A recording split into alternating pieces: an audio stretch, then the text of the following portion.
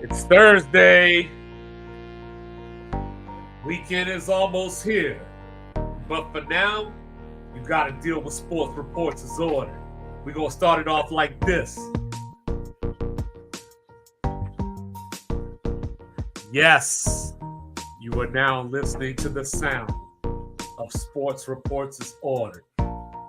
And you know, across from me is the even kill, Texas born, raised in VA.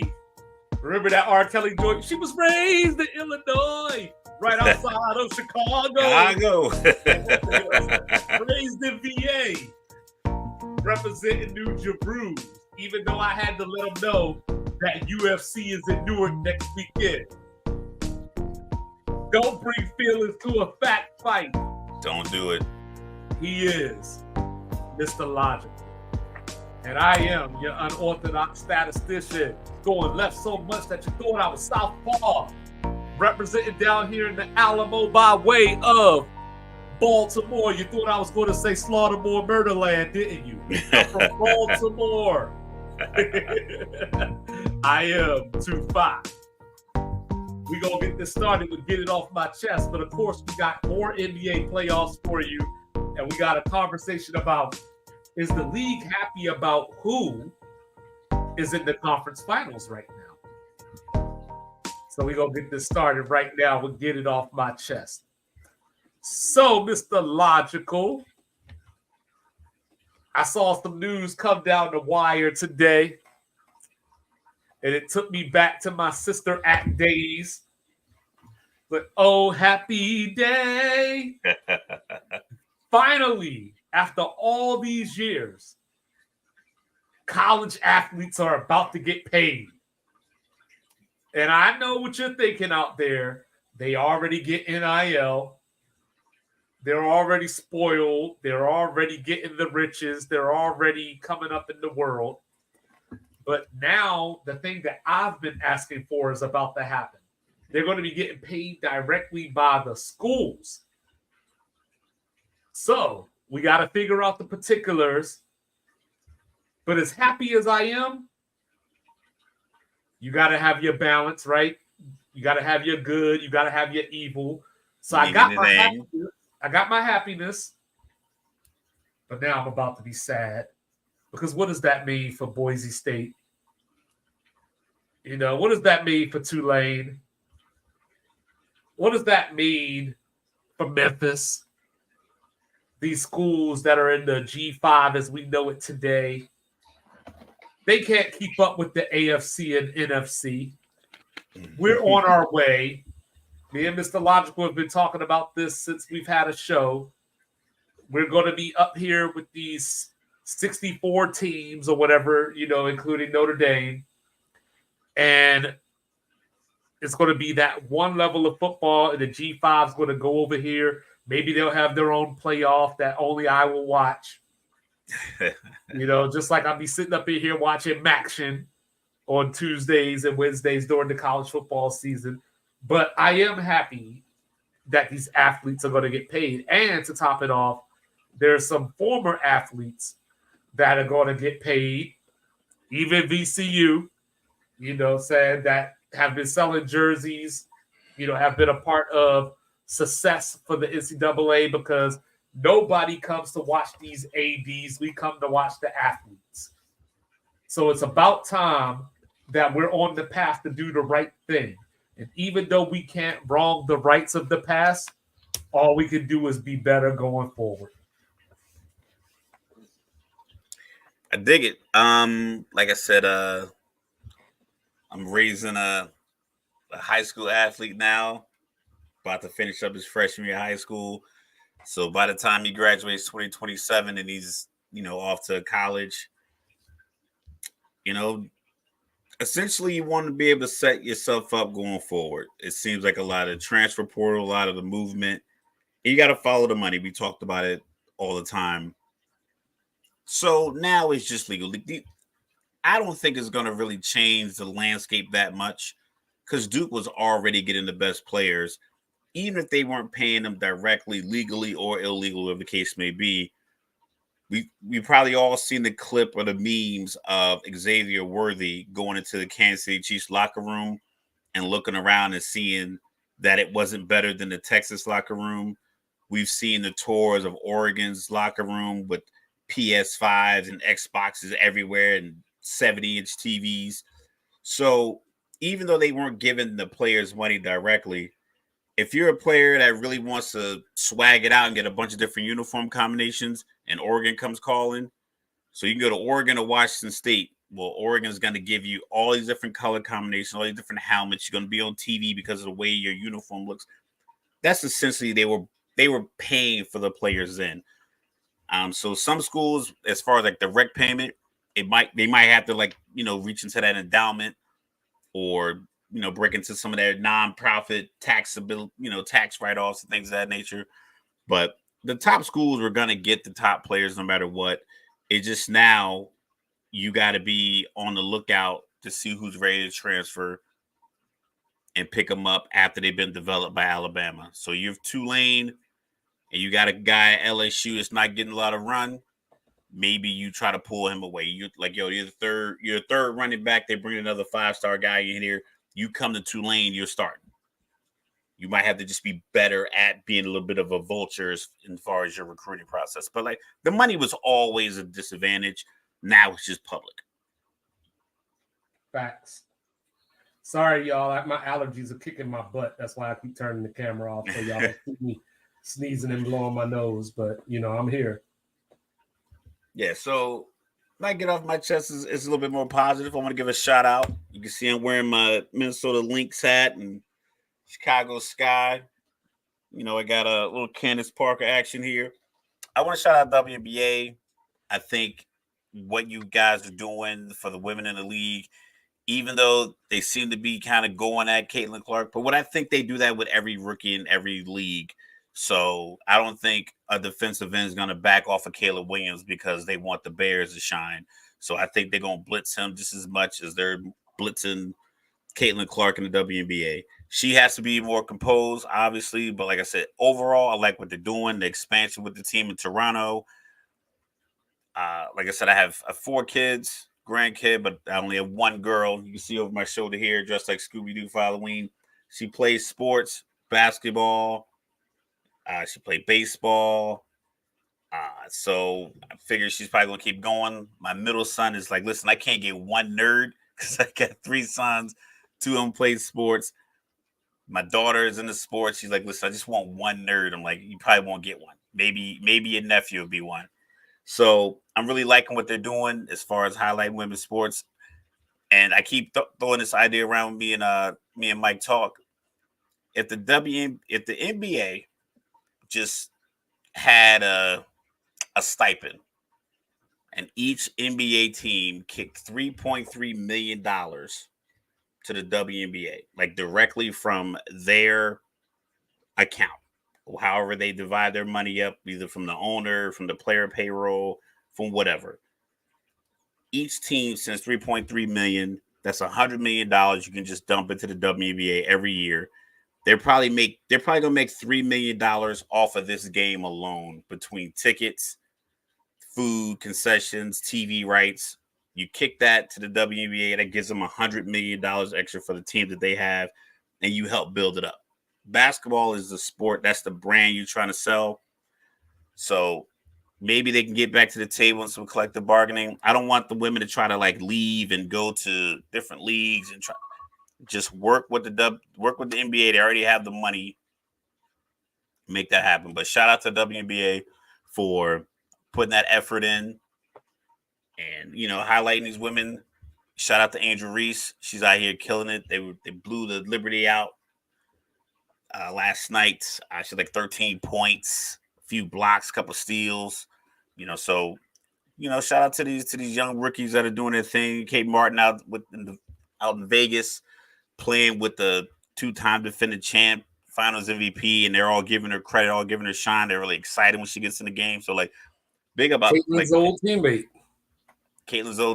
So shout out to Caitlin Clark. Just you know what I'm saying, just kind of mask your frustration a little bit, get into your groove, get into your bag. Listen, the way you dribble, shoot, There's not a lot of women on planet Earth that play that way. Just take your time. If you got to shoot from 28 feet, just practice more. And you know I can't let you say all that without shouting out Cameron Brink. Oh yeah, Cameron Brink, another one. Just You I know, don't know. I think it's smart. I think it's smart what they're doing. They're getting them on Marcia podcasts. Jackson's playing well, yeah. Yeah, they're getting them out on podcasts. They're getting them on like Paul George had Cameron Brink on. And she has a big NBA relationship because she's Steph Curry's like god sister or something like that. Well, they got the Skims deal. Got the Skims deal, so they're getting that's the same deal that the NBA players have. Mm-hmm. That's what I'm talking about. So, you know, the WNBA is announcing themselves. You know, I saw some number where the Fever had outdrew the Pacers. And for those keeping track at home, that is the Pacers in a playoff game being outdrawn by the Fever. You know, they're moving Fever games to NBA arenas. So, you know, we're reaching 16, heights that 17,000 seats. They went from 3,500 to 4,000 seat arenas to 17,000. reaching heights that I didn't think that, you know, we'd see so soon at least. Like I thought that would happen in the future, but definitely not as quick as it's taken off. So I'm happy about it. I'm here for it. But with that being said, we talking about playoffs around here. Playoffs. Playoffs. Yeah, so the Pacers came into tonight. Boy, we would have had a whole different conversation if they didn't make that dumbass inbound pass in game one. You know, that would have been a hell of a win to go into Boston. Boston normally blows these game twos, but what are your thoughts on this series so far, Mr. Logical? Well, Tyrese Halliburton is out for the rest of this game. So we'll see how he recovers because I think they're playing every other day. So that puts Yep. them. So today's Thursday. They got them playing Saturday night, Saturday afternoon. Oh, the hamstring again. Hamstring. He missed 10 games, hamstring. But you believe me now, Cups? The injury in January is because he slipped. I don't think it's quite the same. No, but I know. You know how it is. You know, like I said, I've never pulled a hamstring. I just noticed that. I remember Julio Jones would pull them all the time, and they'd have him warming up, and he couldn't go like every single week. So I like this series. Like I said, I think Boston, like we were talking about in our pre-meeting, I think Boston is markedly better than Indiana. Indiana can play hard, they can play smart, but just I think if Boston just walked onto the floor, like they can't beat us if we just simply execute. Nothing crazy. Like I said, Jaylen Brown and Tatum attack the rim, get to the paint, shoot from there. Let guys like Hauser and Pritchard, Horford, White, let them pop the threes. Drew Holiday, you run the floor. He plays great defense.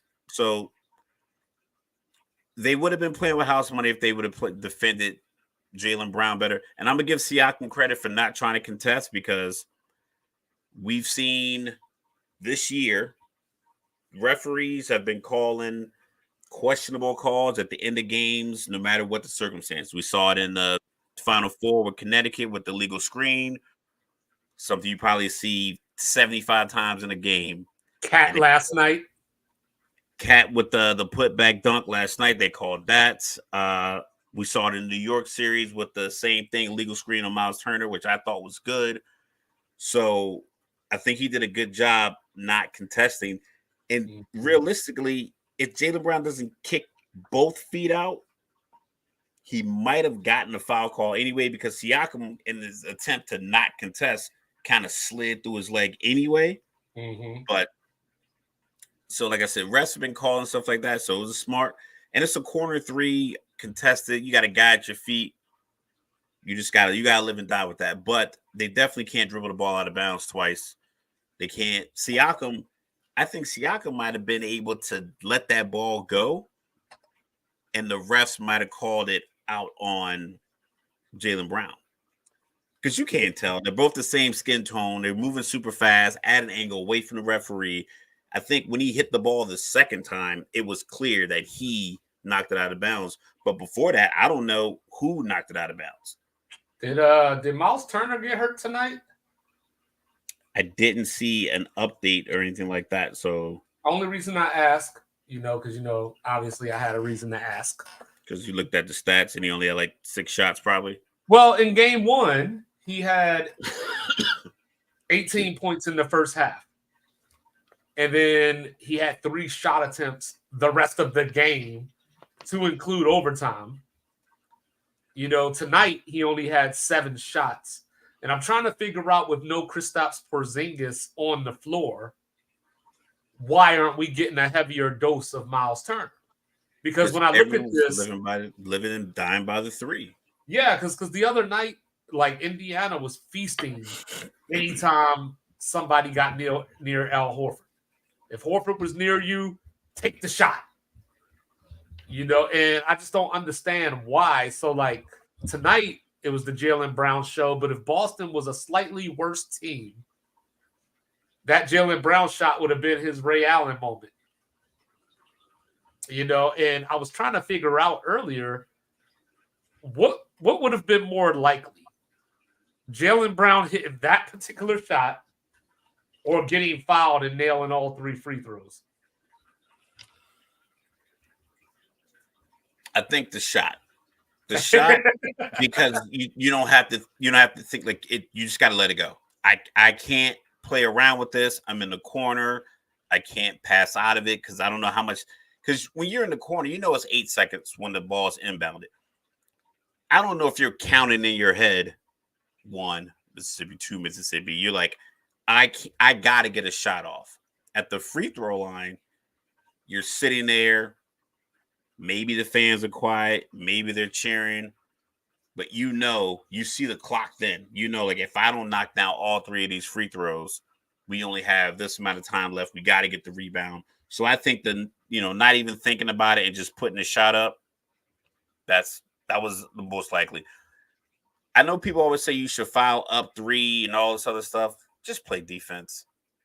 Because what happened? Your boy got on Twitter talking about that. Because Boston, LeBron. Yeah.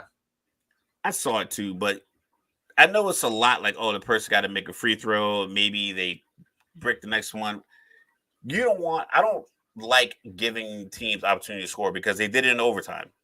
Boston fouled up 6, and they got 1 free throw, and then the missed free throw, but the foul was on Jason Tatum, sent Obi Toppin to the line. He hit 2 free throws. Now you're a bad inbound pass away from the game potentially getting tied up. Right. Instead of just playing, because being especially down when 6. What happened with Indiana and the inbound pass. We can see what happened with the Knicks and the 76ers in that series. And when Tyrese Maxey hit the 4-point play and then came down and hit the logo 3 to tie the game, when they could have ended that series in the Garden. So I'm a more proponent of just playing good defense, unless you are like being up 3. I can see it, maybe, but you have that situation where same thing. You get the made free throw, you get the BS. Because like I said, Siakam was on the other side of the paint, bear hugging Jaylen Brown. At the same time, Obi Toppin had Jason Tatum's arm hooked. So, like, when he hooked it, he couldn't get it from behind. He wasn't even holding Toppin. His arm was there. So, it was like, who calls that? Like I said, the refs have just been kind of making their imprint on games a little bit too much. Like, some things you just kind of got to let play out. Like, you can't micromanage the game to the point where you're a part of the conversation. Because we can always talk about, like, listen, the refs didn't cost you the game, but say they make a couple more bad calls like that, where it's like, missed free throw, lane violation, just little shit like that gives Indiana another opportunity. Now we're in double overtime. It's like they wouldn't have got that opportunity. Especially in that game when they shot 54%. So that's the thing, is that I was saying earlier in our pre-meeting, they remind me a lot. They don't have the players, but they remind me a lot of the Spurs, the good Spurs, not the Wembanyama Spurs, the good Spurs. Yeah. The way they move the ball, it's always there. Like, it's always moving. Everybody else is always moving. So they're hard to defend because Boston is obviously a great defensive team. But that's because most teams are trying to run around them, run into them, and they just have good defenders everywhere. But Indiana's constantly moving. They're constantly screening. And it's easy to get lost out of place, especially against a team like Boston who falls asleep at times. Now, obviously, with Halliburton being hurt, if the series wasn't over before, it's probably over now. Yeah. So there's no coming back from that. But I just don't understand though where this new NBA, because they talk about analytics and they talking about exploiting matchups. And I get it, right? You want dunks and you want 3-pointers. But if you have a matchup like Miles Turner in there or Obi Toppin and you could get Al Horford switched on him, knock, that's a mismatch. So it doesn't have to get you a 3-point shot for it to be a mismatch. And Rick Carlisle, I thought that he would be good enough to get Indiana a game. He is a championship winning coach. And when you look at the Mavericks team that he won with, it's easy to focus on Dirk, but they had a lot of age on that team. So he's shown that he can do it in different ways and different players. So, I was hopeful that that's what would happen. But, I don't know. Like right now, Boston's in control, and I think they just punched their ticket to the finals. So, I mean, that's that. I mean, like I said, we saw a couple of series in previous rounds, team go down 2-0, turn it around. So I'm not going to say it's over, just because I think it'd be a little premature. Without Halliburton, video. I mean, without Halliburton, they're definitely limited because Siakam played 31 minutes, had 28 points, was pretty much unguardable, and they still lose by 16 because no one else, to quote Kenny again, pulled them through the hole. Injuries are a big problem, but it's also kind of helping a lot of these Eastern Conference teams get to where they're getting to. I don't know if Indiana beats New York if Mitchell Robinson is healthy. Just another big body that could rebound. I think New York gets 4 or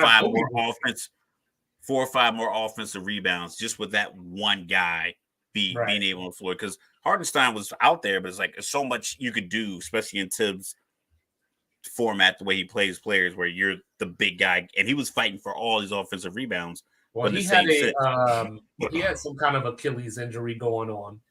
Yeah, and Anunoby tried to give it to go and he couldn't. So, like if Anunoby could have played, it might have been a different game.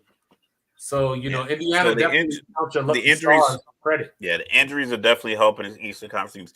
So if Boston does punch their ticket through and they sweep, and we're expecting, as we talk about Dallas and Minnesota, we're predicting that goes 6 either way, at least. So if Boston sweeps, then you're in a situation where, I mean, are they tested? Do they go into the finals kind of lackadaisical? Does Tatum need to have a 40-point game in this series to carry that confidence over? Because Jaylen Brown seems to be playing at that MVP level that I predicted. Yeah, Jaylen Brown had 40 tonight. Yeah, you brought that up. Yeah, so it's like, and yeah, Tatum came through with the 23, but he was 9 for 20. But he just got it. But he played smart in the second half. And this is why I refuse to put Jason Tatum in those conversations. It's not about having a bad game. It's not about having an off night. It's just that put it together. Like, put it together. The rest of the team forms like Voltron, and you're getting all the credit. So we hold you to that standard of this is what we want to see you do. And until you do that, I just can't mention you with people like Giannis, people like Steph. I just can't do it. Yeah, he needs that. I'm trying to think. He needs that moment to where, like, Siakam was giving him the business tonight. Right. Like, not him, but like giving Boston the business. Right. And then Jaylen Brown was like, cool, I'll see your 28 and I'll raise you 40. Right. And I need Tatum to have a game like that. I need you to be able to come out. Another guy's having a big game, and you are just as composed on your end offensively to where it's like, cool, that guy's big game is about to be irrelevant because I'm about to shut it down with my game. I think It, that's where you need from him. Like what it, Jalen Brunson was giving, New York in the previous right. series. And I don't want to completely just stun all over Jason Tatum. I mean, he did have the 50 burger, against Philly in game 7 last year. So, I got to be cognizant of that. Yeah, but I need him to get what I'm 38 saying to is 40 when James back to Harden back. get 40. Yeah, Yeah, when James Harden's going off, I need you to go to the huddle like, look, Mike, let me get this rock. I'm not gonna have this guy coming in my building dropping 40. You think Kobe let me D him up. Yeah, you think Kobe letting Pause. Paul Pierce pop 40 points Right. in LA? Nah. Right. Even like I said, we talk about the 6 of 24 game with Kobe in game 7. He still grabbed 15 rebounds. He got the Right. game with an assist. Obviously he plays his defense and his intensity and his leadership, but Kobe's a different breed. Like I say, even we'll bring up Paul Pierce. Like Paul Pierce, he's not letting you just come into his building and dominate. You might end up doing that, but he's not going to slide. Right. He's not going to go 8 for 17 while you going for 40. Like he's going to try to get the same 40 you got. He might not always succeed, but he's going to be in attack mode. It looks like he's in attack mode. Sometimes Tatum just doesn't look like he's in attack mode. Maybe because it comes so easy to him. Yeah, that's what I was going to say. Yeah, it just comes so easy to him that it just everything looks effortless. So because there's no matchup. Like there's no one that can guard him other than, like I said, Jaylen Brown. Like that's probably the only dude in the league that can. Maybe you put Giannis on him, but I don't know if Giannis can handle the ball handling skills, of Jason Tatum. Bro. So like I said, I think he does have such an advantage that he should be kind of regarded with KDs and these other, like, these players that are just kind of these offensive unicorns as well as defensive prowess. But we just don't see it. Maybe we'll get like game 3. Maybe he comes out and he puts up an efficient 35 to where every time Indiana makes a run, he makes the big layup and one or the 3 or the steal or like the block. He makes the play that kind of shifts, that either slows their momentum or generates Boston's momentum. But that's what we kind of need, because we know Jaylen Brown's going to do it. He hit the 3 in game 1 to tie the game. And then he even said it in the post-game interview. Jason woke up. He said Jason finally woke up in overtime. So you see he's like the de facto energy guy. Then he drops 40 in game 2.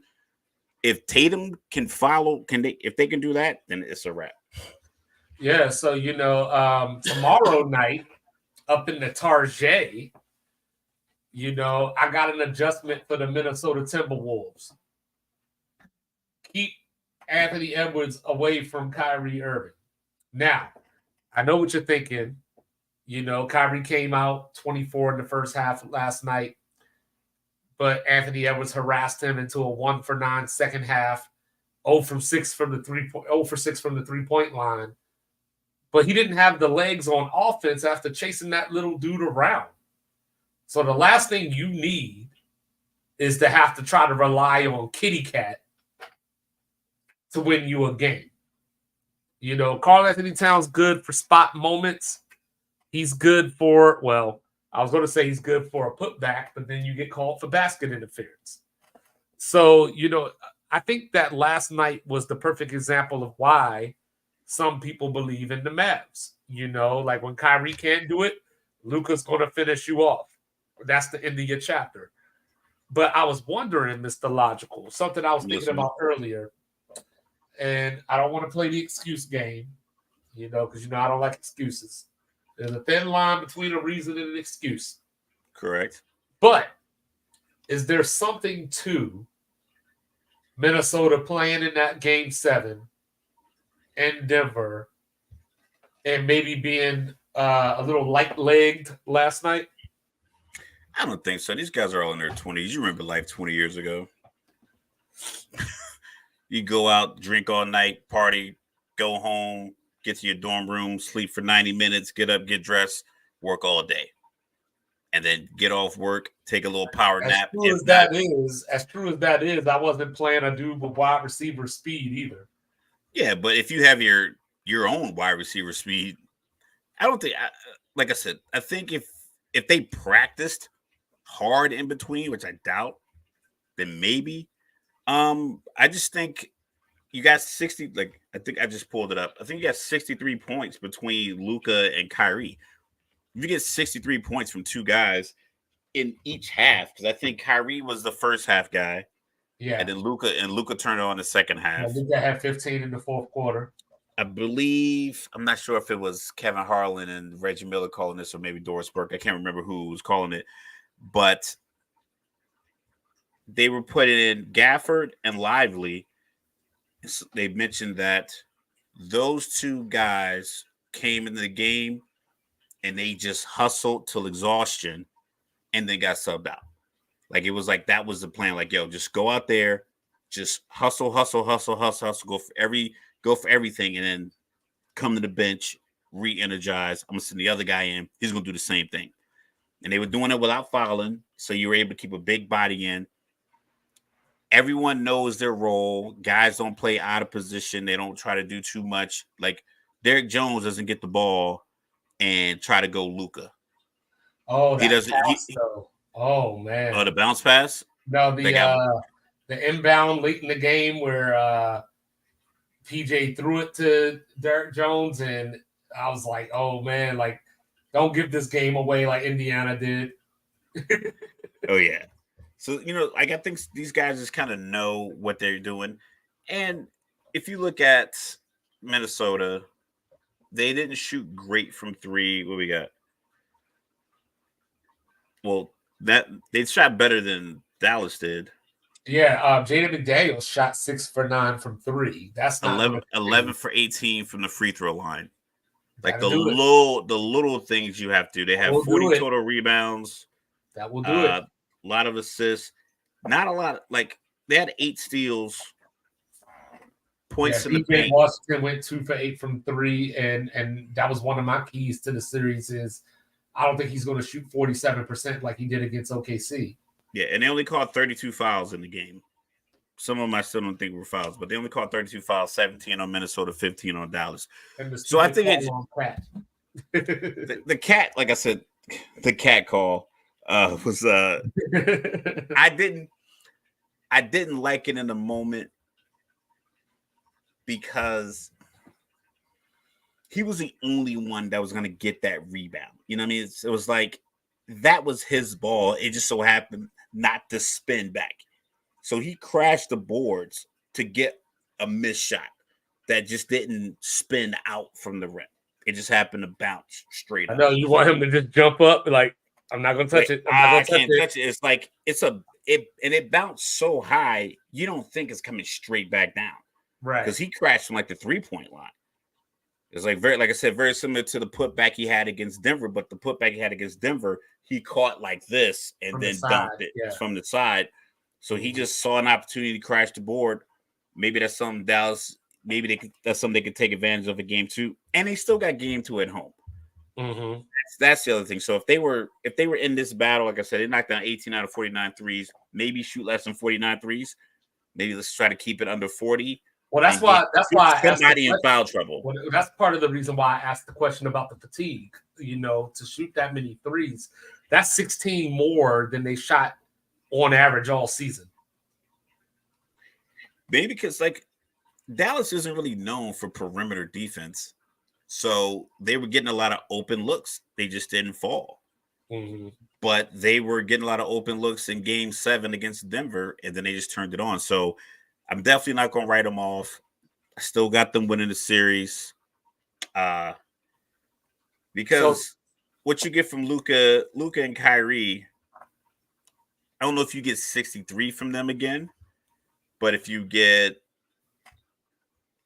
get one of these bigs in foul trouble, you get Gafford in foul trouble, or you get one of the bigs off of the floor, then the whole game's different, because Minnesota's running out 3 7-footers essentially between Naz Reid, Cat, and Gobert.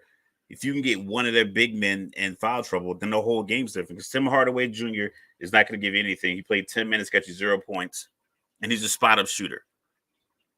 Get your free throws. And he's They and were he's killing coming off the Dallas. bench after a guy named Hardy. They were killing Dallas with pick and rolls between Gobert and Cat. So, but they went away from that. They went into that 3-point mode that we were talking about. So more of that in game 2 until they can stop it.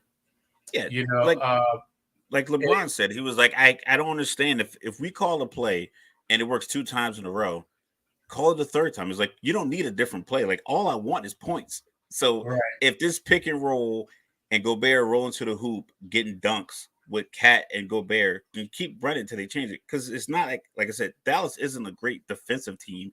And their 2 best players, people talk about Luka and Kyrie, and they give him credit by saying, he's actually putting in effort on the defensive end. Like, that's how they reference their defensive prowess between those 2 guys. Like, he's actually put in an effort this series. That's because there's shots going in. If that shot's not going in, they're not as apt defensively.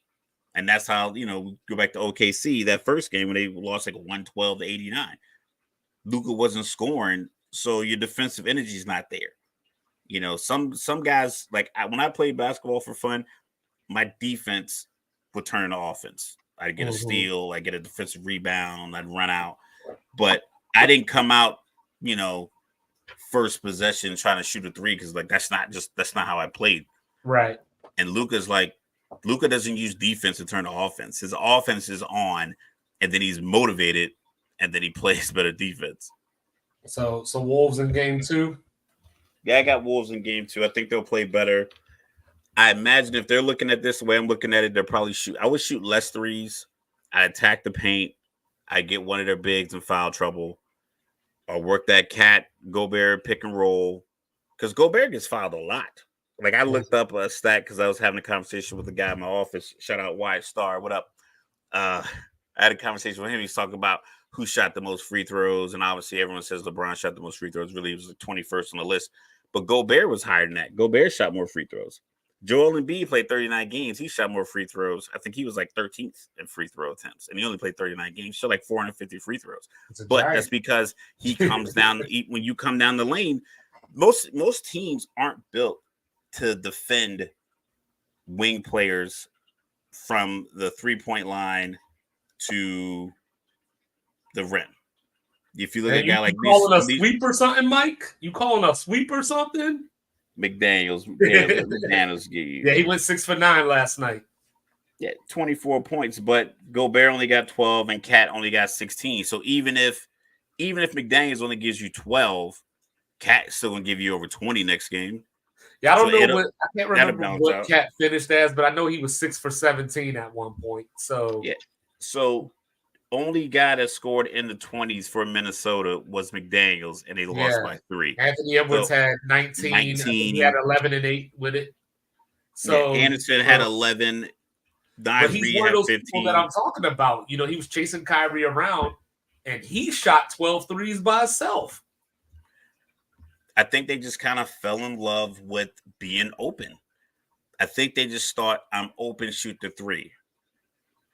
If I'm Finch, if I'm the other coach that's kind of the interim right now, I'm like, yo, just come downhill and just get to the paint. Cat, you can pop your 3, but pump fake. Get in the lane, get the floaters, get us to the free throw line, get the crowd in it early.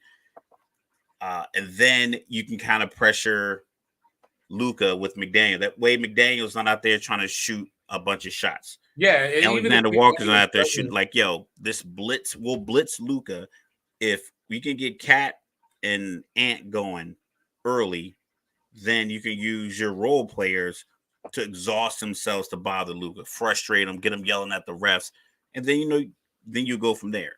Well, yeah, even if McDaniels doesn't shoot that way again, Nickeil Walker-Alexander is probably not going to be as bad as he was last night. He's not going to give you 2 points. So Minnesota played I think they played a bad game. They only played 9 guys. Yeah. But Powell doesn't even take his warm-up off, though, Mike. I thought he was cut because I didn't see him. I'm like, okay, but he doesn't even I don't think he came in the game at all. Maybe you might have to use him, but I think he's on the bench. He's the third option because he doesn't defend the way the other two bigs do. This is true. So now, as we look at the NBA playoffs, we've been seeing all the talk about how one of these stars is going to get their first title. Jason Tatum, Anthony Edwards, Halliburton, Anthony Edwards or Luca, so like here we are, but is the NBA happy with this? Because I know when I go back and look at some of these lowly rated finals, some of them make sense because they involve, like, say, the Spurs, who had the most boring superstar of all time. But, but sometimes when you look at their opponents, one of those finals was against LeBron. One of those finals was against Jason Kidd and Vince Carter that you would think brings some excitement. And they were playing, Jersey, but, for all intents and purposes, a New York team. Yeah.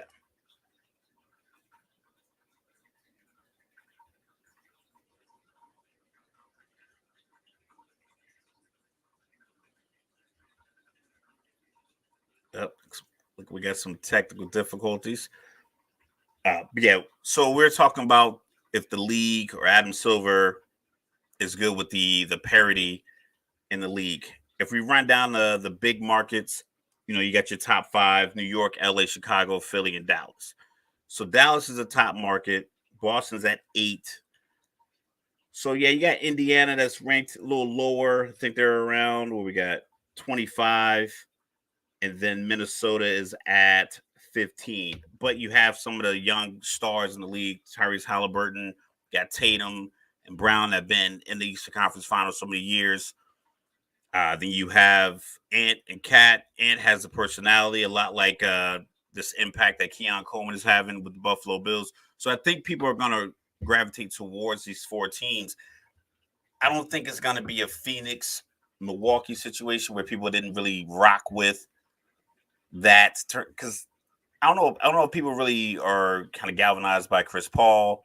I don't know if Giannis, being a foreign player that doesn't really talk a lot, even though he's a freak of an athlete, he doesn't really have like this marketable, hilarious personality with, Twitter and things of that nature. Because people are getting their information a lot of different ways. Like, we're watching the games on iPads, we're watching them on phones. So you got to keep people locked in, because, you swipe one screen over. Now you're on Instagram, now you're on Twitter, you're on Facebook, you're on different social media apps.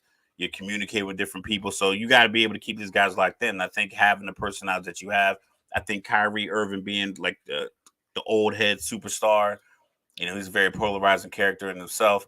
So I think if I'm Adam Silver, I'm enjoying it. So I think you have enough. You don't have a West Coast team, so you don't have to worry about the times because you're playing your games. I think Minnesota's Central, Dallas is Central, Indiana's Eastern Standard Time. Obviously, so is Boston. So you can start your games at 7:30 if you needed to, 8:00. Your games have to start that late so people can actually watch the whole game. Like I said, this game is over and it's barely 11:04, where we had games that were out in Denver that were just getting to halftime at this point. So you have that going for you. So yeah, I think the market thing's overrated, because we think about the champions. Golden State wasn't a highly touted team. Granted, their market's 10th. Cleveland with LeBron. Then we talked about the Spurs with Tim Duncan. Yeah, Miami's a great market, but they're not always on TV. Chicago was third, and they haven't really had a deep playoff run in a while. They definitely hadn't been a championship contender since Jordan retired, and they're third overall. Philly, big market, but their big star can't stay healthy, so they end up missing out. So I don't think people would watch the games more if Philly was in it. I think NBA fans know what a good game looks like. Excuse me. So, like I said, I think it's very telling that these teams have made it through. They have good coaches. I think they're built the right way. They didn't stack their superstars. They didn't trade away a bunch of assets to make their team the way it looked. They drafted their guys. They played it out. They made 1 or 2 moves, like getting Siakam at the trade deadline was a big move for Indiana. paid off because you got you 28 points tonight. You're in the Eastern Conference Finals. Sometimes you need to make those kind of moves, similar to when Toronto made the move to get Kawhi to pair him with Siakam. They ran the table, won his championship. Granted, some injuries helped out in that regard, but sometimes you got to just keep it simple. Drafting Tatum and Brown back-to-back years, keeping them together, putting players around them. Once again, not depleting your bench with all these trades. We look at Phoenix. If Phoenix doesn't make the KD trade, they might have some other guys where if you bring in Beal, Booker, and then you have these guys that you lost in the KD trade, you might have been in better position. So the teams that they have now, Gobert deal looked like it was a bad deal. It was like 5 players and 4 picks, but turns out he's the last player in the top 15 payroll of the league that's still in the playoffs. So that worked out. So I think these teams are built the right way. I like the coaches that they have. I mean, Mike Mazzulla seems to be having some problems, but I think the expectations for Boston are just very high because he took over for a team where the coach got fired after they went to the NBA Finals. So it feels like you have a ready-made team. So people feel like you should go back to the finals every year because your team already was there. You didn't lose any pieces. You added good quality pieces. Having Drew Holiday is like a cheat code. I don't know how they pulled that off. So shout out to Boston for the moves that they made without depleting their bench. They planned a bunch of guys. I think we went 10, 11 deep tonight. So, like I said, in my personal opinion, I think the league is in a good position right now. You have the personality. You got the old iconic franchises. You got Reggie Miller talking about life at the Garden 20, 25 years ago, talking about how he ran the Garden. So I think that got the New York, fans involved. So maybe they're watching now cheering for Boston. Or maybe they're watching because they want Indiana to win because New York teams and Boston don't really jive. But like I said, I think it's built and got Mike back here. Technical difficulties happen. You have the best sports podcast with 2 vets. Every once in a while. Somebody get me Spectrum on line 1. So we're Verizon that. Yeah, you got to get that. I just want you to know that fiber optic, man. You got to get the fiber optic. Now, you see what happened was I was talking about the Spurs and AT&T got upset. You know what I'm saying? AT&T, you ain't shit. How about that? Anyway, what I was going to say was, you would think that some of these previous matchups that I had brought up earlier, Indiana versus New Jersey, in San Antonio versus Cleveland, all that kind of stuff, you would think that with the young, fresh bodies. So that's like LeBron James that we're talking about. Now, granted, we knew that team didn't have a chance to win the finals. So maybe that played a role in why people didn't want to watch.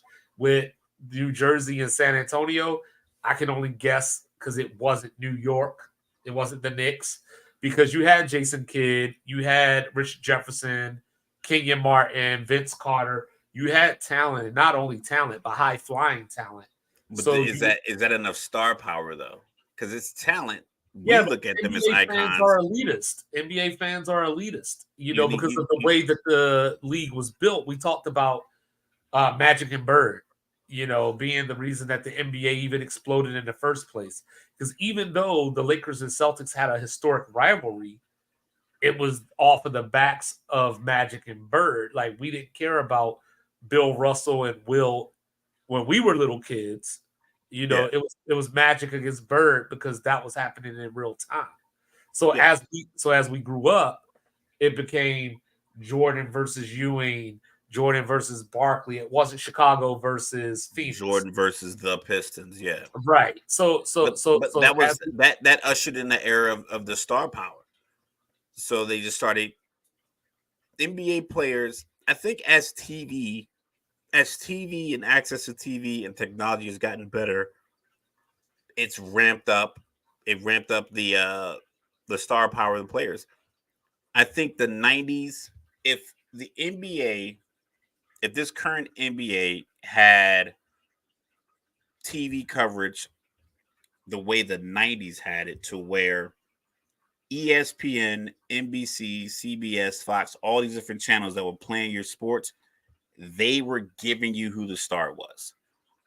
I think it would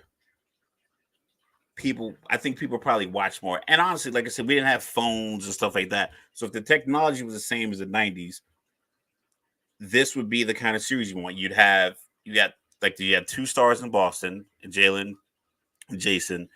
Ant and Cat, you have some star power. I think Ant's become very popular. But if you only had the option of watching these games on TV, you had to be at home.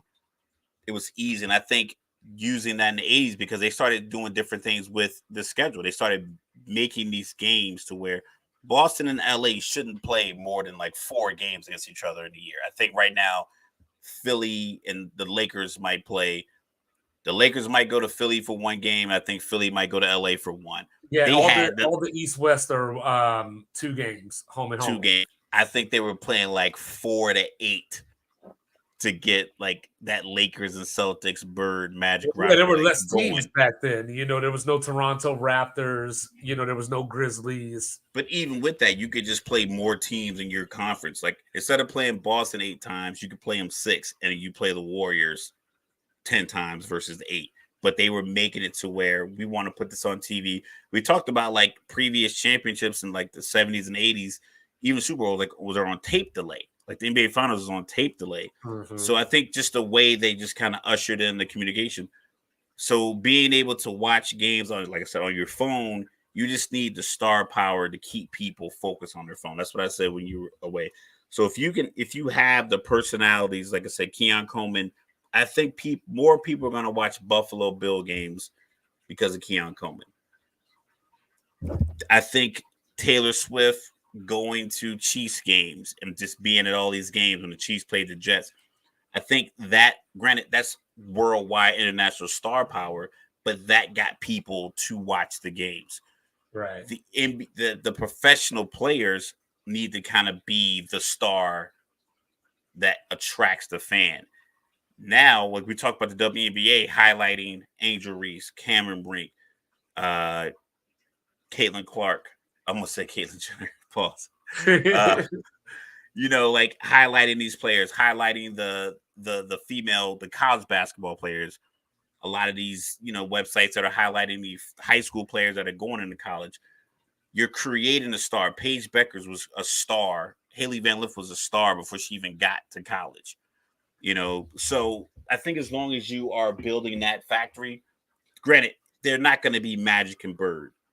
But if you can consistently put stars like Ja Morant's in Memphis, that's a small market. Right now, Memphis is like next to last or last.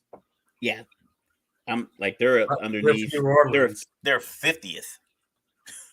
Yeah. So they're 50th, but Ja Morant has a shoe deal because he's so electrifying. Granted, he did some things to kind of mess that up for himself, and then the injuries, so it's kind of hurting him. Where does a team like Denver fall in? Who has the 3-time MVP now, 2-time MVP at the time, and they won the title, and the next day it was, is a dude going to retire or not? You know what I mean? And I still feel a year later, even though Denver just got knocked out of the playoffs, a year later, I still feel like Denver still hasn't got their championship attention, or like they didn't get their moment in the sun, if you will. But I think Denver's a good sports city. Like right now, if you look at the top, they are 17. Right. But they're a good sports city. They have, you got the Nuggets. We talked about like their throwback jerseys on your wall. It's probably one of the best throwback jerseys from the 80s and 90s. Right. So you have that, like, you have iconic, you have Carmelo there for a while. AI was there for a while. You have the allure of the Mile High. So you got the Denver Broncos, John Elway. So you just have a great sports conglomerate in Denver. So, and that's what I'm saying. That still wasn't good enough to get them attention, though. I think it is, but I believe people just want. Sometimes I think people just want a certain player to win or a certain team to be in. This year, I think they just kind of realized that Philly wasn't going to. Once Embiid got hurt, you knew Philly was out. Well, yeah, you like New York, and people like they always say it's good when the NBA, when the Knicks are good. Speaking of which, do you really believe that story about how the Bulls aren't going to trade with the Lakers because they want to protect Michael Jordan? Like LeBron is about to be 40. no matter who you trading from unless you trade them Caruso and DeRozan, and you took Rui and Austin Reeves in return, you're not really making that team much better. If you trade Caruso, they have the same team they had a few years ago. Well, I think I that's mean, the problem because we always talk about this. Like the media literally spends 60% of its day trying to shoehorn somebody to the Lakers. And the Lakers don't have anything that anybody wants. They don't even have draft picks. So if you ain't coming off of Anthony Davis, nobody's trying to send you those type of players. Like, not that Caruso's a star or anything, but even a DeMar DeRozan type. Nobody's trying to yeah, send you that. you're not And you're not getting that unless you're willing to just deplete your bench and bring up your G League players and hope that they can figure it out. so my first thought was I would seriously doubt and hope that somebody isn't stupid enough to say something like that, even if it is true or not. That somebody wouldn't like just say, we're not going to trade with the Lakers because Michael Jordan has a legacy that we have to uphold. First of all, you should not be stupid enough to say that if it's true. Second of all, you know what I mean? Like, it would be different if we were talking about other teams in these situations. Like, obviously, there's only one LeBron James, but like, can I accuse the Lakers of not making trades because somebody's going to get on LeBron's heels? Oh, we can't give this person to Milwaukee because we don't want to enhance Giannis. Maybe listen, conspiracy theory. Maybe LA didn't want LeBron to get 5 rings because they feel like they didn't want him to infringe on Kobe. See what I'm saying? That sounds crazy, right? But if you look at what Rob Pelinka was doing ever since they won that bubble, he was like, I can't have this, can't have this guy. Because that team would have won another ring. That's kind of my point, Mike. Dude, hold on real quick. Like, that's kind of my point, Mike. Does Denver need to be exciting? Like, they're the champions. You know what I mean? Has every Super Bowl champion been exciting? You know, has every MLB champion been exciting? No. But we talk about them. We don't talk about the MLB champion, though. Well, not anymore, but we used to. You know, it used to be the Yankees. It was the Yankees. It was Boston. The Braves. It was the Braves. It was they had iconic when the Cubs players. Won. That was huge because it was like a 100-year curse. Right. But the Cubs are an iconic franchise. Right. You know, like I said, they were around for 100+ years. That's the appeal. Like, the appeal is like the Tampa Bay Rays. I'm not sure if they won a World Series. I think they played in one, but they're new franchise. But that's the thing. Like, so if the Indiana Pacers, you know, for whatever reason, if the Indiana Pacers are in the next 3 Eastern Conference Finals, like, are people turned off? Like, oh, basketball is fall. Because, you know, in college football, we talked about this, where, like, there might be a conference like the Big Ten, you know, and, you know, Ohio State, Penn State, you know, or Michigan don't win the conference or don't play for the title. You know, you got Iowa against Michigan State for the conference title. Everybody says the Big Ten had a down year. It's like, no, like, they still got a great team or a very good team. They just don't have the name that you want. Yeah, that's because in that instance, the Big Ten winner is like automatically sent to the college football playoff. So if whoever wins isn't going, like when you have a 2-loss Penn State team and a 3-loss Michigan State team, so at the end you got one team that could be 10-3 and the other team could be 11-2, and you have a 1-loss Georgia, 1-loss Alabama, undefeated FSU, and an undefeated Oklahoma. Like, you know, like, this Big Ten champion isn't going to the college football playoff. So I think that's just people looking ahead. But if Penn State was undefeated and they won the Big 12, they won the Big Ten championship, I think people would be excited because the Big Ten school is going to the playoff. But I still think people would say a lot of times when it's down Michigan or a down Ohio State, I think that would still be. But they would still they would still be able to represent in the college football playoff. It wouldn't be the end of the path. Whereas in the NBA, you could say the East is down this year because of injuries, and Indiana could play their way into the NBA Finals, whereas a 2-loss Penn State and the 3-loss Michigan State team, there's no way either one in that championship is getting to the college football playoffs. That's why people say it's a down year, because the Big Ten winner isn't in the college football playoffs. Whereas if you win the Eastern Conference, you're going to NBA Finals.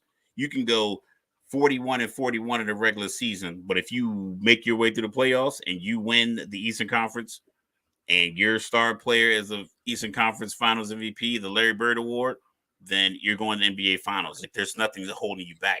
That's why you could say the East has a down year, but it's like, I made it. Don't let Jaylen Brown win this Larry Bird Award. It looks like it. It looks like it. And then, of course, before we get out of here, I wanted to get your thoughts on Cleveland firing BJ Biggerstaff. I don't know what you want. I don't know what you want. I don't know why.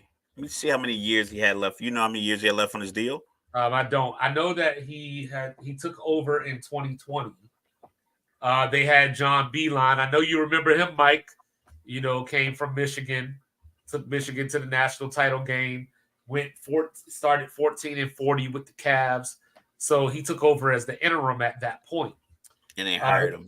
Yeah, his first year they only won 22 games, but then they went from 22 to 44, 44 to 51. And then this year, they went down to 48 wins, but of course there were a lot of injuries. Garland and Mobley missed about 17 games. Mitchell missed some games. Obviously, we saw what happened in the playoffs. I just think that either we may get a story about how him and Donovan Mitchell don't get along, or Cleveland just jumped the gun. I think it's probably a lot along the same lines as like Frank Vogel getting fired, even Darvin Ham getting fired. I'm not sure if there's people in the room that can temper the expectations for the team to the decision makers. I don't think there's like a rational buffer in the room, because what were you expecting from this Cavaliers team? Were you expecting an Eastern Conference Finals? Because if you were expecting Eastern Conference Finals, then you should have made moves to ensure your team was built to make it that far, as you were watching Boston tear up the Eastern Conference. So if you're thinking like, hey, we need, because you went out in the second round, you won your first round playoff matchup, you went out second round to the number 1 seed. If you didn't do anything throughout the course of this season, or even last all season, to build your team to beat them, and then you go into the season and the team that's built to win beats you, then you fire the coaches. Like, so you wanted me to beat Boston with nobody on the roster that could defend Tatum or Brown. Like, not a single person in the organization can defend these guys, but that's what you wanted me to beat them, but I don't have anyone that can guard their 2 best players. But that's my question, right? So, like, if they would have finished with the 2 seed, because they had the 2 seed at various points this season, they oh, the wrong comment. They were for a lot of the season, and fell apart late. So if they would have finished with the 2 seed, beat, say, who finished, beat Philly in the first round, and then beat Indiana in the second round, and got to the Eastern Conference Finals against Boston and lose, does he keep his job? I mean, if they would have got the 2 seed and they would have lost to Philly and looked overwhelmed by a shorthanded Philadelphia team, then I'm like, okay, maybe he might not be the guy. But if you have, he missed 2 games in that series.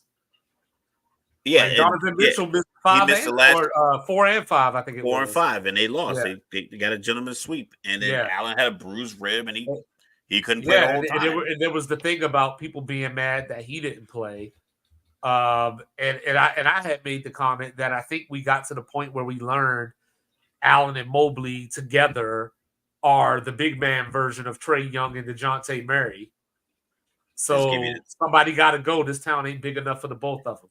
Yeah, but if you look at what Minnesota did with Gobert and Cat, because we all said that's not going to work, but these players don't deserve to say the fire coach because, like, I mean, if it's a personality conflict in the building, winning solves that. So if that was the case, like I said, I personally, if you don't have concrete expectations that you have set with like your expectations have to match your equipment. Like if I'm trying to dig a swimming pool in my backyard and all I have is 4 friends and we got 5 shovels, that's probably not. Yeah, you can keep digging this hole and we can work our ass off. But if I don't have a backhoe to really get this going, then and you come back in 2 weeks and it's like there's no pool. It's like, yo, I got 5 dudes with shovels. Like you can't expect me to dig you a pool. But if you get me the right equipment and you get me the right people to operate that equipment, and then you come back in 2 weeks and I don't have anything done, then you're like, listen, you have everything you need to be further along than this. If I don't have that, you know, like Frank Vogel, he's, rumor has it that they wanted a point guard. They were like, no. So you don't give me what I need. And then when I don't get past the round that I told you we weren't going to get because we don't have this player and you fired me, is like, what were you expecting? I'm like I said, I'm 5 dudes with a shovel, and you want me to dig you Minnesota did to Denver. You saw what Minnesota did to Denver, and they had Jamal Murray. Yeah. So sometimes you want to do without a point guard. You're gonna fire Mike Malone because you lose playoff series. If he lost the locker room, then okay, yeah, you got to go. But how do you? If Eric Spoelstra, rumor has it, in that early wave of the Miami Heatles, they wanted him gone. And Pat Riley was like, nah. It sent everybody back. However the message got to him and however it got back down, it was like... Yeah, he even told Jimmy Butler to shut up in color too. Yeah, so it's like somebody's got to be in charge. And like I'll keep going back to this. I don't know if the people who get hired for these jobs are qualified or they're just good at interviewing. Who are you loyal to? Are you loyal to the owner, or are you loyal to a logic that applies to your team? Because Pat Riley was like, this guy coaching will get you your championships that you so desire. Shut up and listen to him. And we didn't hear anything else about wanting to get him fired. When LeBron was done dealing with the Pat Riley thumb situation, he was like, you know what? I'm just go back to Cleveland. But he played out his 4 years. And Pat Riley had that credibility because when Stan Van Gundy was the coach, he was like, yo, this ain't working. I'm going downstairs. Yeah. So it shows you that he thinks outside the box and he has a pulse on his teams. And obviously Dan Gilbert is just an overreactor and, has no basis to do a lot of the things that he does. And I think, honestly, I believe these owners are making so much money that they don't care that they have to keep paying the guy a couple $1 million for him not to be the coach. His record in Cleveland was 170 and 159. And so here's something crazy. I was looking at his coaching profile, right? And he's always the backup. The first time he took over when Kevin McHale got fired in Houston. Then he took over when Fizdale got fired in Memphis. And, now he took over when Beeline stepped down, and then Beeline ended up going upstairs into the front office. And, his dad is actually still in Cleveland's front office as the senior basketball advisor. So, that was probably some intense conversation going on between Daddy and. So his dad works for Cleveland still? Yeah. Yeah, we out. So now he's only 45. Yeah, and he's already been a head coach 3 times, at least interim, So, does he jump to the front of the line of, now I'm about to be a hypocrite. The Lakers, sir. Yes, he might just read my mind. You know what I mean? Yeah, like I when you said it to me during the playoff run, I was like, if he gets Yeah, fired, I told you it I was was like, happening. yeah, you say he was going to get fired. I'm like, I thought it then. I was like, well, the Lakers are probably going to give him a call because, like I said, either they call Frank Vogel and apologize and try to mend that bridge, or you got to get a guy that has some stripes, and I think Bickerstaff does. I'm not sure what the relationship between him and LeBron or Clutch, or if there's even a relationship at all. But at least it's not a guy that was sitting at the end of the bench that the Lakers are giving a shot. Yeah, maybe they end up with Jamie Borrego. There you go. That's your answer. You need some. It's not going to be a new coach. It's not going to be a first time guy. It's not going to be Sam Cassell, even though he might be a respected player. The Lakers are probably waiting on this, and I imagine within the next, before we have our next show, he'll Yeah, be one of the candidates. I know yeah, JJ Redick's a hot name. Maybe JJ Redick coaches in Cleveland. yeah. They said JJ Redick got that Pat Riley in him. I mean, basketball is basketball. You never know who's going to be a good coach until they're out there. Like I said, somebody has to be the buffer between the owner and the operation. Like Yeah, someone like the GM, but someone has to be in there. Like, listen, I get it that you're the owner and you made your billions doing whatever. right. Let me run basketball operations. Give me the checkbook. I'll make sure. Give me the budget. Give me the checkbook. I'll make sure I fill the team that's successful. You're gonna get paid regardless because you're splitting the revenue amongst 30 teams. You're getting your checks. You're gonna be able to charge whatever for these games. People Yeah, still gonna come. People can put their goddamn tickets on layaway, PayPal, whatever. People are buying these tickets. They're coming to the games. The Quicken Loans Arena, Crypto.com, Ball Arena, Smoothie King. All these places are going to sell out no matter what. Let the GMs hire a GM that's going to be, that's going to give you some pushback, and let that person run your team. you know what I saw today? Last thing, you know what I saw today? So I know that a lot of people have been talking about Paul George potentially going to Philadelphia. Um, I saw a rumor that Philadelphia might actually be trying to go after Mr. John B. himself, the one and only Klay Thompson. For Why? what? For what? I don't even Why? know why they. I don't even know why they're going after Paul George. Because it's a name. You know, What does Paul that's what George give you? that's what it You is. got to think. You got to think 110 games. That's how many games you could potentially play. You got your 82 game season, 4 rounds of the playoffs. Yeah. If What they does Paul George do for your team that if they gets get you? Paul George, the only thing we're going to do is bet each other who's going to miss more games between him and Embiid. I'm just like, why? Like, it's a young man's game. I want 22-year-olds. I want 22-year-olds that run and jump high. Well, that's what I don't. happens. I don't need. I don't That's need a bunch of dudes that are Carmelo's age out here trying to join my team. It's like, dog, these dudes already got podcasts. They have a whole life set up outside of basketball already. I don't need Draymond on my team. I don't need Clay. Like, I'm not knocking these guys, but it's like at some point we have to look around. Look at the league. Look who Kyrie's the oldest player left in the playoffs, I believe. Maybe Horford might be a little older, but as far as nice. superstars, Well, it's definitely Kyrie Horford. Irving. Yeah, It's superstar. Kyrie Irving is like the oldest like star left in the playoffs. And LeBron, Steph, KD, all these dudes were out weeks ago. Yeah. Paul George is out weeks ago. So Kawhi still stretching.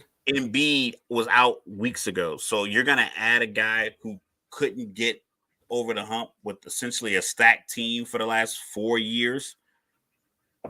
You're gonna add him to your team and be like, "Oh, now we're good." It just doesn't make logical sense. Yeah, I was gonna say, as my young airmen say, make it make sense. You know what I'm saying? It is, it is what it is. But ladies and gentlemen, thank you for your support. Thank you for your time. Thank you for watching. Like, review, subscribe.